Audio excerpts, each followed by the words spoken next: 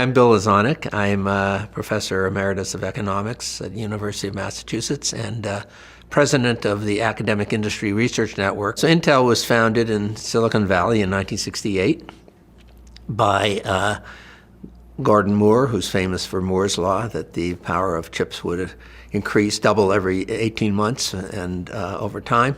And Robert Noyce, who was one of the co-inventors of the integrated circuit in the late 50s. And they had been at a company called Fairchild Semiconductor, which was a pioneer in really producing integrated circuits in the 1960s, mainly for the military at first. And they learned there how to no one knew how to manufacture these things, how to manufacture integrated circuits, what became known as chips, with low defects, high yields. And they founded Intel in 1968. Actually, when they founded Intel, they didn't have a separate R&D department because the whole thing was really R&D, figuring out how to do these things. They also they were focusing then on memory chips, just to keep the memory in devices and computers. And they also said that they did not want to do military work. They wanted to do commercial applications. So you had people who knew what they were doing, had in a really new industry, had figured out how to produce chips, semiconductors. And in 1971 already, they developed a computer on a chip. So that is one computer, which we now know as a microprocessor. So now you get logic on the chip. And so they were in the forefront of that. But the main business right until the early 1980s, at least, was these memory chips that they were producing. But when they ultimately, the Japanese outcompeted them in memory chips in the mid-80s, and they then moved into logic chips, particularly microprocessors. They started producing those in Oregon in 1974. That was their plant, and that's actually since then, or at least since the 80s, it's been the biggest location for Intel employees, not Silicon Valley. When they shifted to, really the big shift to having a market for memory chips was when they got the franchise for the IBM PC, which was developed from 1980-81, came on the market and then dominated the PC market. So, and later in the 90s, they called it Intel Inside, so it kind of branded the chip inside there. And by the early 1990s, they were the leading chip producer in the world, and also were fabricating their chips. Now, in the 1980s, there was a number of companies that saw, okay, we can get other companies to fabricate our chips, which is the really capital-intensive part, and it's part because of Moore's Law, the equipment was always changing, and so it also became very, very expensive in terms of capital expenditures, and kind of you destroying your previous investments because there's new technology you have to invest in constantly, and they became the world's leader really in semiconductor fabrication. But in the late 1980s, particularly in Taiwan, this company TSMC, Taiwan Semiconductor Manufacturing Corporation, started as what they call the pure play foundry. So now there was not enough chip companies that were designing chips that would want to get them fabricated, and they became a specialist in that. And later, Samsung Electronics became a leader in fabrication too, but they also produced chips for their own, for their own devices. Not only their own chips designed, but their own devices much later, smartphones. Okay, so skip ahead. Intel is really a dominant company in the 1990s and into the 2000s. It's a leader technologically. And around the late 1990s, their stock price is booming. And also what they're doing is what in a book called Sustainable Prosperity, the New Economy, that I published in 2009, talked about they were a new economy company in the sense that what was really important was that they could not offer their employees full-time employment for a career. They couldn't say we'll be around in 10 or 20 years because they didn't know, like other companies were doing, like in Silicon Valley, Hewlett Packard, you'd have a career for life and a defined pension. So they gave people stock options. And in the 1990s, those stock options started becoming they gave up quite a lot of them to a broad base of employees. And so they started buying back their stock ostensibly to offset the dilution from the stock options. But then they found that buying back the stock was a good way of just getting their stock price up. So that became very widespread in the late 1990s. Now, that didn't mean that it was taking away from R&D. And actually, it's never been an issue of has Intel spent enough on R&D. It became a world leader by actually reinvesting its profits, being able to attract the best workers, despite the fact that you couldn't offer workers, which most, certainly college-educated workers had, was white-collar workers had what I call a career with one company. At older companies like IBM and Hewlett Packard, they didn't need to have these workers stay there, these high-level workers, working as teams to engage in learning how to do these things constantly. So stability of the labor force was important, and that actually became a big issue in not just at Intel, but in the Silicon Valley model generally, which would include a company like Microsoft in Seattle, is that there's a lot of mobility of labor. See, because workers would go to new startups, so they go to other companies, they'd offer them more stock options, et cetera. That became a big deal in the late 1990s, and they had to manage that mobility of labor. Really, that was the essence of getting productivity out of their R&D spending, was keeping the people there, the teams there, learning how to implement particularly all the new technology. There was a design of the chips, but lots of companies were doing that.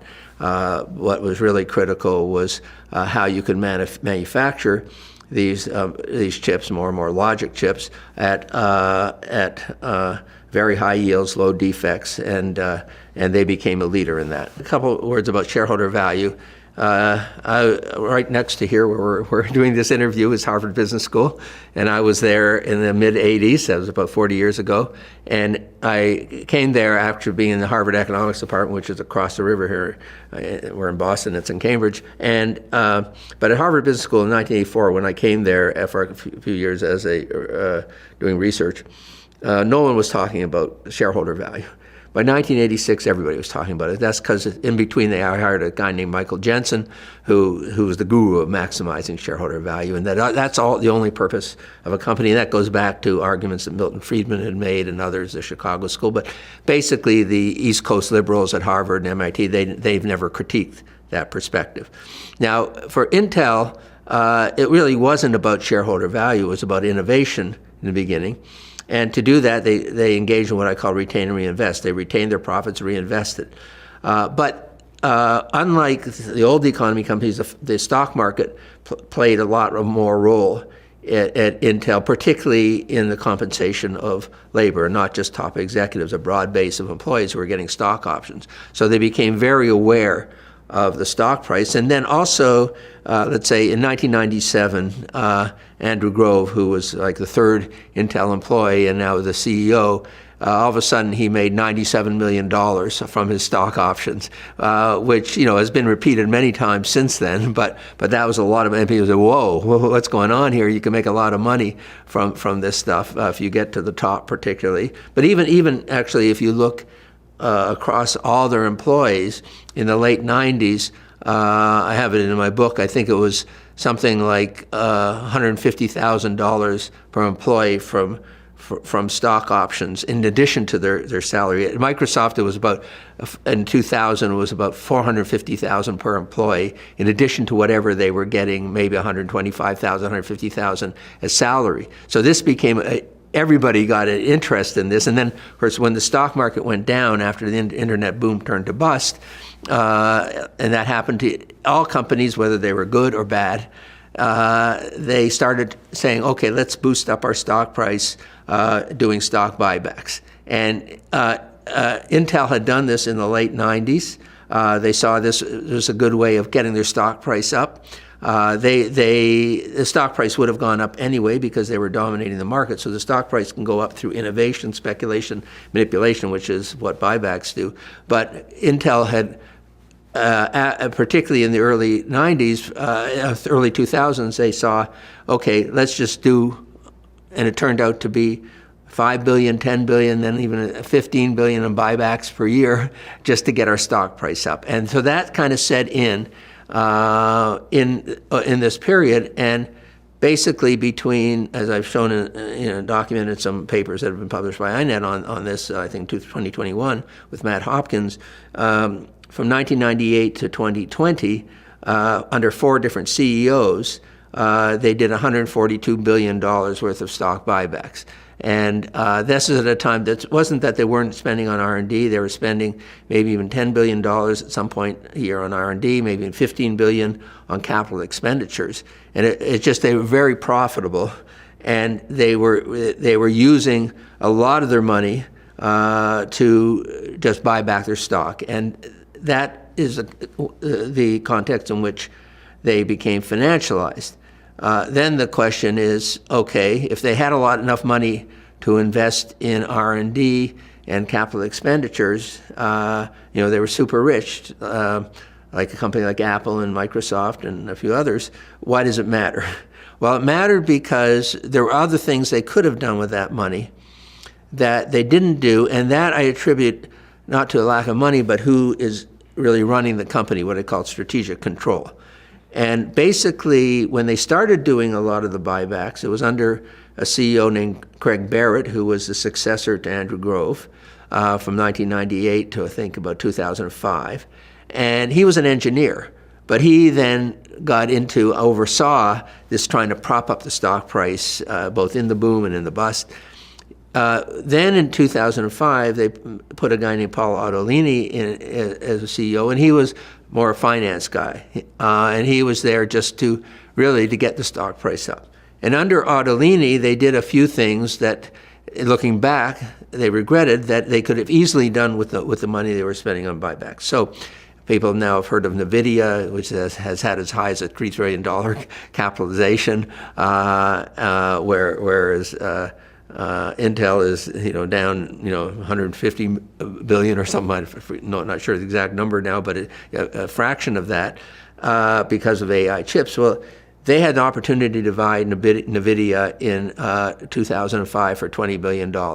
That they spent more than that 2004, 2006 just buying back their stock. It's wasting money. 2007, they had the chance to get the Apple kind of contract for Apple microprocessors, which is for smartphones, and and Apple, of course, being in the lead. That was even a few years later, that would be hugely valuable because those are the highest end chips that are being produced, and still is the case. And they passed on that. And that went to, Apple gave that instead to Samsung Electronics, which then became a leader in fabrication because they had this, and particularly the high end, which is called it's kind of low nanometer, like at that point it would have been maybe 20, 15, 14 nanometer, something like that in the 2010s. But then Apple realized that Samsung, of course, became a competitor of theirs in devices. Around 2011, they switched to a company I mentioned before, TSMC, which Apple still uses. And TSMC is a leader in basically the high-end chips and in chips altogether, in fabrication, in large part because they got things like particularly the Apple contract, which Intel gave up. So in retrospect, while they were just doing what they were doing, they seemed to be doing all right, making lots of profits. It was all Intel inside. They're still, their biggest customers are still HP, Dell, and Lenovo, which are all, computers. It's still computer chips that is a big part of their revenues. They seem to be doing okay, but in fact they were falling behind because they weren't really producing at the very highest end. And at least until even into the pandemic, it wasn't that they lacked money. It was they lacked strategic focus. And that was under Ottolini. Then there was another guy named Krasinich, and then another guy named Swan, who were the CEOs. And they were there really just to oversee Intel's dominance and distribute cash to shareholders. So unlike retain and reinvest, I call that dominate, distribute.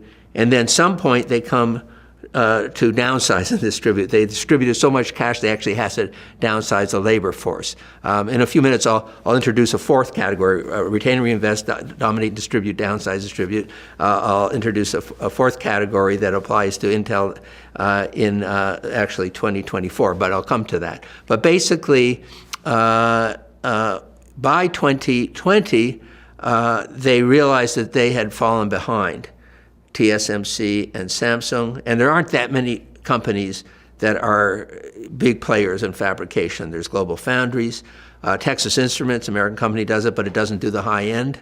It does stuff, chips for automobiles and other devices that aren't high end. There is SMIC in China, which has always been trying to catch up to TSMC and Samsung, and Intel. So there's not a lot of big players out there, and only a few really Samsung, TSMC, and Intel that can really produce at the highest end using the latest technology, which is now called EUV technology, produced by a Dutch company, ASML, which machines cost $300 million and very hard to implement. You don't just buy them and then they work. You have to have all kinds of engineers working on them for years to get them to work to produce the various high-end chips. Okay, Intel was falling behind by the beginning of the pandemic. So then basically, for reasons which are not altogether clear, but which Matt Hopkins and I wrote about in our net papers on this in 2021, in January 2021, there was a strong demand. You're into the pandemic. There was actually a very, if you're in the semiconductor industry or, Apple and any computer industry, you're making lots of money in the pandemic. And so the market was there. Intel actually was getting record revenues and profit, but they were falling behind in the high-end chip fabrication. So the board decided to get rid of this guy Swan, who was purely a financial guy, and bring in a guy named Pat Gelsinger, who had actually started at Intel at, I think, the age of 18 or something back in the 1970s. Had in his late 20s, he had become head of the division of Intel that was producing the microprocessors, it's called x86 architecture for Intel Inside. He had been their first chief technology officer in the early 2000s, and they could have made him CEO around 2005 instead of Ottolini, but they wanted a finance guy. So actually Gelsinger's role was to tutor Ottolini in technology before he became CEO. He then went elsewhere to I think it was EMC, which is a storage company bought by Dell, and then VMware, which was another company bought by Dell, and then so he'd been a CEO there, but he was brought back, he started in mid-February 2021, and what caught our attention, and one of the reasons we wrote articles on Intel, I've been following Intel for a long time, because he's the first CEO who I've ever seen take the job and say to the board, I'm taking this job on the condition that you do no more buybacks. And he said that in a number of interviews. That was now. I don't think Pat Gelsinger would be kind of opposed to buybacks per se the way I am, that they're just a manipulation of the market. He would just see them as a waste of money, and they needed to invest. And so he said not only that we're going to get rid of buybacks, but we're going to invest in our learning processes and our capabilities. So he understood it wasn't just that they were wasting the money, that there was all these people at Intel who were engineers primarily, who had all these capabilities, but their skills and efforts weren't being pulled together to implement the latest technologies. And he said, okay, by having someone in charge of the company who said, we're going to invest in the future, that he could mobilize their efforts. And I think he started to do that. And Matt and I have been actually talking to some Intel engineers through LinkedIn, and then there's actually someone who was an Intel engineer for 24 years who got in touch with us, and we're having a long conversation. It'll probably be a long conversation this afternoon about what went on there. So because it's really hard to know what's going on inside these companies in terms of these learning processes and turnover of labor and the motivation of labor. But basically, Intel, that's what Gelsinger was there for. And that, and also to invest. Now, as I said, a company like Intel would often have to do 10 to 15, maybe even $20 billion in capital expenditure per year just to stay in the lead, or to have a chance of being in the lead. And because basically the technologies, even the technologies for fabrication that they've invested in relatively recently, they may become obsolete just by technological change. And so they have to kind of, what Schumpeter called creative destruction, they have to do it within their own company. And there was a method that they called the TikTok method at Intel for doing this when, by the 2010s, the power of technological change had become much greater, particularly through what's called rather than deep ultraviolet, DUV machines, extreme ultraviolet photolithographic machines that come from a Dutch company, ASML, that only a few companies in the world, it's only worth for a few companies in the world to buy them. And so he became the CEO in February 2021, no more buybacks, and now they're investing. And also at that time, when he became CEO, there was something out there called the CHIPS Act, which had been actually pushed by the industry and also companies like Apple that use chips in 2020 in Congress. And this is when Trump was still president. And now under Biden was now going to be became into 2022 the Chips and Science Act. Okay, and so and it had $52 billion of subsidies for companies, particularly investing in semiconductor fabrication.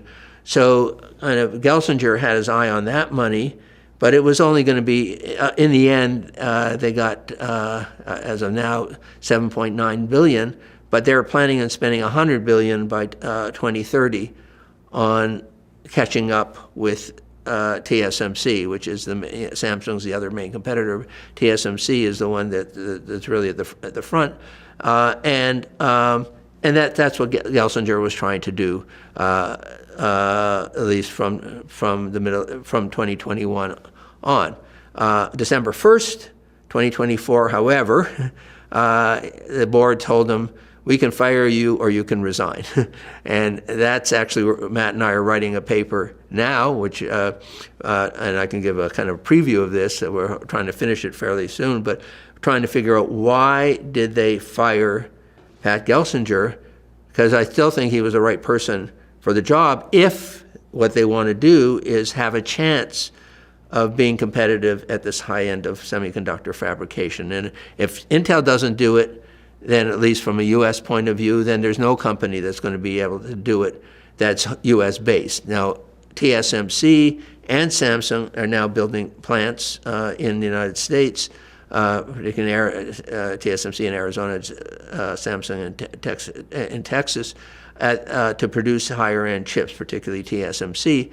But that, the strategic decisions about what to produce and for whom is really being made in Taiwan. And then the other dimension of this, which I'm sure most people are aware of, is that it's actually TSMC that has become a big flashpoint in China's political attitudes toward Taiwan. because this is really that technological capabilities and spin-offs from that in Taiwan have given Taiwan capabilities that China actually doesn't have right now. And in the summer of 2020, TSMC, under pressure from the United States, cut off Huawei, which was the biggest competitor along with Samsung in smartphones and actually had surpassed Samsung and Apple in smartphones as devices. They cut off Huawei from chips, destroyed the high end of their smartphone market. They've since found a workaround this, but they still can't get a hold of these EUV machines from ASML, but they've managed to produce chips with the older technology that will do. But and Apple was the big beneficiary of that because they now had all the capacity of TSMC to themselves. The other thing I'll point out, which has not to do with Intel, but with Apple, Apple outsourcing its semiconductor fabrication to first Samsung, TSMC, that's where the leadership went abroad. And Apple is an even bigger repurchaser of their stock than Intel. Apple only started repurchasing their stock on a large scale in 2013, but in 12 years since then, they've done, I think it's 726 billion, like about 60 billion a year. Now, to have a state-of-the-art fab, they could have been spending 20 billion a year at most. So that could have been created in the United States with a bit of industrial policy, et cetera. And also, we're now writing another. It's on a current grant we have from INET. Matt and I are writing about why the United States doesn't have a major EV battery producer. And partly companies like Apple that use a lot of rechargeable batteries, they've outsourced all that stuff to China. And so, that's a bigger story of U.S. loss of competitiveness in critical technologies. I'm not in D.C., I'm not a policy wonk, but there's people there always whining about China and doing this and that, stealing intellectual property. All of these companies steal intellectual property. They get workers from, employees at high levels from other places. That's not the problem. China is in a retain and reinvest mode. In terms of their technology companies, and it includes in electric vehicles, and the United States is not, and so I attribute the loss of this competitiveness ultimately to the shareholder value ideology, not because there's not enough money, because it's the most profitable companies that are doing most of these buybacks, but it's because of who they put to direct the company and how they then lose connection with the labor force, in this case, a high-end labor force that has to really come to work every day and really be highly motivated to get these technologies to work. And by the way, other work I've done with INET on a book coming out on African-American employment, we look at the lack of African Americans in tech companies. But what we found looking at Equal Employment Opportunity Commission data is that a company like Intel will have, and Apple, about 45% of their employees being Asian Americans, many of them having been educated in Asia, and now actually many of them under the relations that the United States has with China, particularly they're Chinese, maybe going back to China and finding better opportunities there. Okay, so there's all kinds of issues here with anybody who's talking about national security that they have to deal with. Never mind all kinds of issues that have to do with income distribution, have to do with the lack of education to upgrade the American labor force, and a whole bunch of things that are much more complicated. You have to look beyond one company.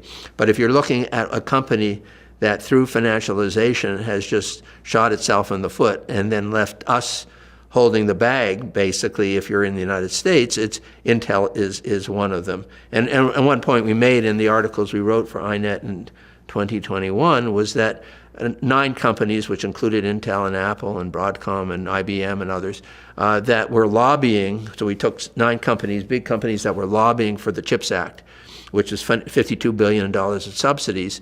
The previous decade, they had done something like $887 billion in buybacks. So I was saying, I'm not against the government supporting the industry, but why support the industry when they've done whatever it is 17 times that amount of the CHIPS Act subsidies and buybacks?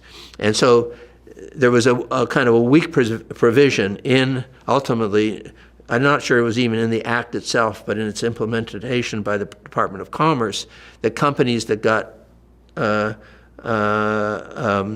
subsidies are not supposed to be doing buybacks. And in fact, under Gelsinger, they stopped the buybacks. Now, so that's the problem. Now, I guess one thing I should talk about is what we're writing about now, is why did they get rid of Gelsinger? Now, it turned out that there was this big internet boom in tech. Intel went up to about 132,000 employees worldwide. They're now at about 100. Their 2024 report just came out. They're about 108, 109,000. So they're way down from that. They expanded because there was a huge increase in demand for chips. They would have expanded anyway.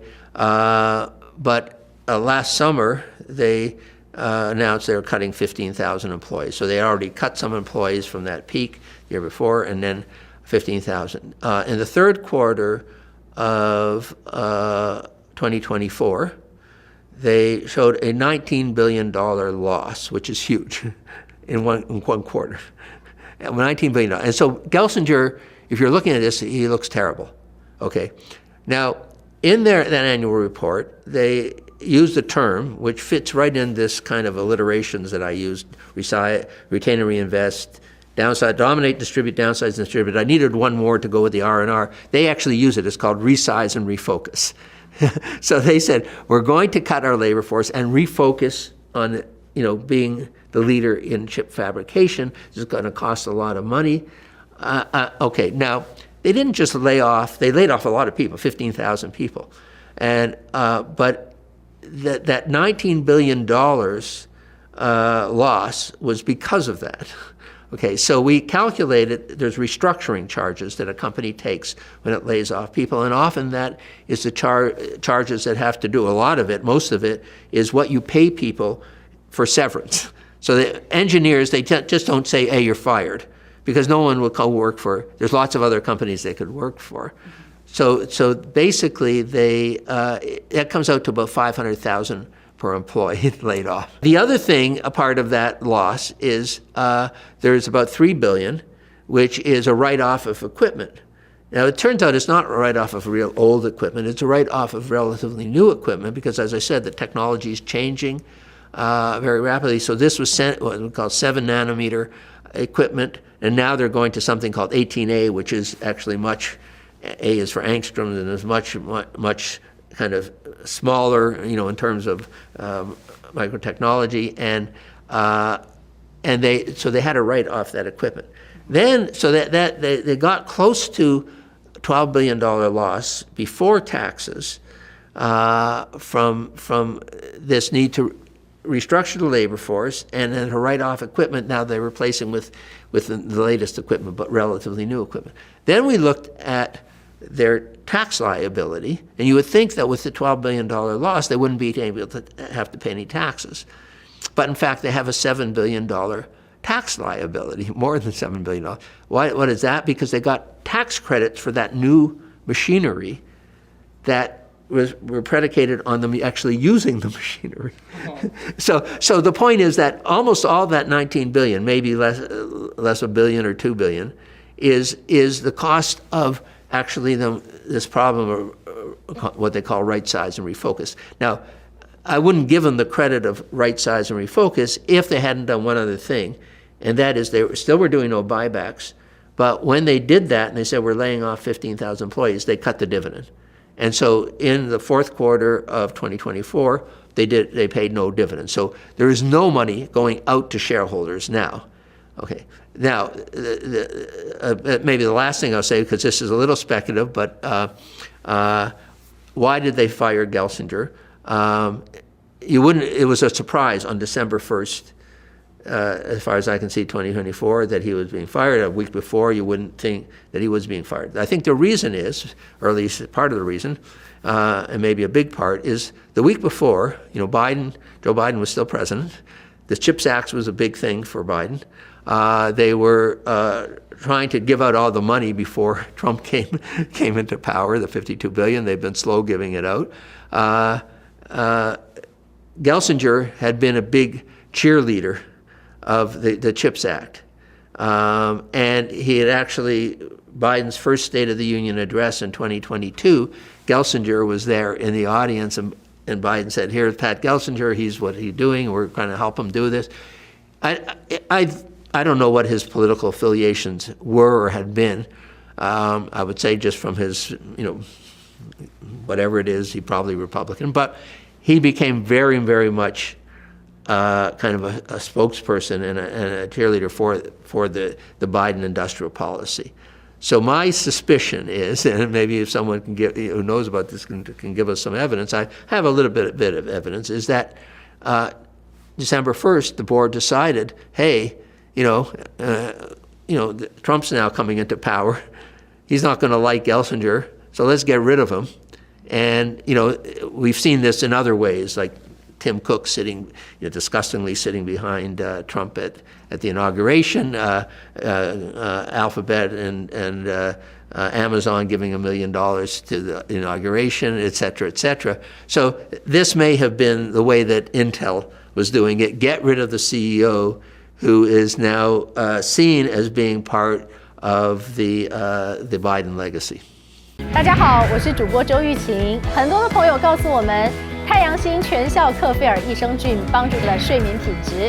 现在呢，进一步推出晚安加强版，添加了首创最适合台湾人体质的天然 GABA、色氨酸、茶氨酸、香蜂草4大天然草本助眠配方，强化睡眠全期都起到放松舒眠的效果。